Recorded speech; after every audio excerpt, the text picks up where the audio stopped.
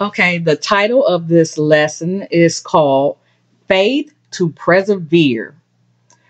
The lesson text will be from the book of Acts, chapter 14, verses 8 through 11, and verses 19 through 23.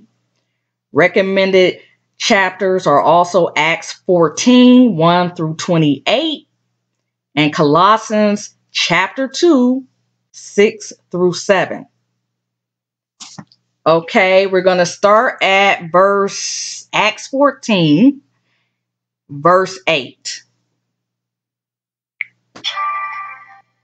While they were at Lystra, Paul and Barnabas came upon a man with crippled feet. He had been that way from birth, so he had never walked. He was sitting and listening as Paul preached. Looking straight at him, Paul realized he had faith to be healed. So Paul called to him in a loud voice, "Stand up!" And the man jumped to his feet and started walking. When the crowd saw what Paul had done, they shouted in their local dialect, "These men are gods in human form." Okay, I will have the scriptures in the description box. Okay, so reading commentary from that, Zeus and Hermes, also known as Jupiter and Mercury, were two popular gods in the Roman world. People from Lystra claimed that these gods had once visited their city. According to legend, no one had offered them hospitality except an old couple.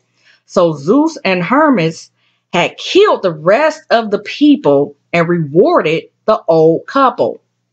When the citizens of Lystra saw the miracles of Paul and Barnabas, they assumed that the gods were revisiting them. Remembering the story of what had happened to the previous citizens, they immediately honored Paul and Barnabas and showered them with gifts. Then some Jews arrived from Antioch and Iconium and won the crowds to their side. They stoned Paul and dragged him out of town, thinking he was dead. But as the believers gathered around him, he got up and went back into the town. The next day he left with Barnabas for Derbe. Paul and Barnabas returned to Antioch of Syria. After preaching the good news in Derbe and making many disciples, Paul and Barnabas returned to Lystra, Iconium, and Antioch of Pisidia, where they strengthened the believers. They encouraged them to continue in the faith, reminding them that we must suffer many hardships to enter the kingdom of God. Paul and Barnabas also appointed elders in every church. With prayer and fasting, they turned the elders over to the care of the Lord, in whom they had put their trust. Okay. Reading commentary from verses 15 to 23. This is a long one. Okay. Responding to the people of Lystra, Paul and Barnabas reminded them that God never leaves himself without evidence of himself and his goodness. Rain and good crops, for example, are evidence of his goodness. Later, Paul wrote that this evidence in nature leaves people without an excuse for unbelief. Romans 1:20. When in doubt about God, look around and you will see abundant evidence that he is at work in the world.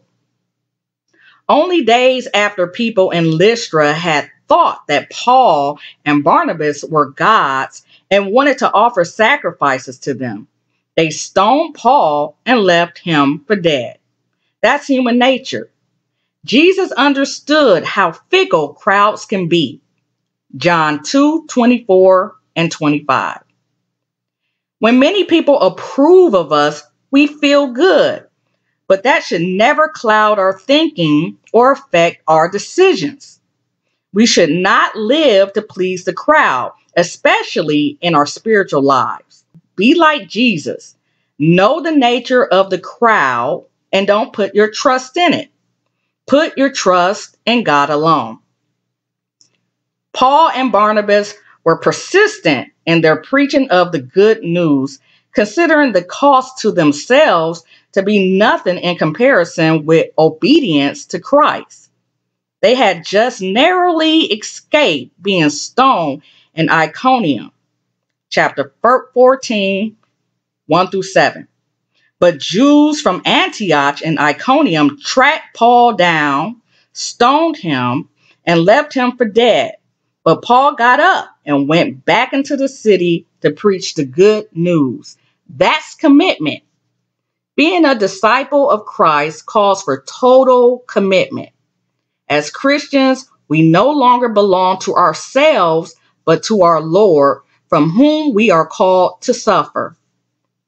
Paul and Barnabas returned to visit the believers in all the cities where they had recently been threatened and physically attacked. These men knew the dangers they faced, yet they believed that they had a responsibility to encourage the new believers. No matter how inconvenient or uncomfortable the task may seem, we must always support new believers who need our help and encouragement. It was not convenient or comfortable for Jesus to go to the cross for us. Part of the reason that Paul and Barnabas risked their lives to return to these cities was to organize the church leadership. They were not just following up on a loosely knit group. They were helping the believers get organized with spiritual leaders who could help them grow. Churches grow under spirit-led leaders, both laypersons and pastors. Pray for your church leaders and support them. And if God puts his finger on you, humbly accept the responsibility of a leadership role in your church. That concludes this lesson. If you got anything out of it, please feel free to comment, thumbs up, subscribe for more videos, and y'all have a good one.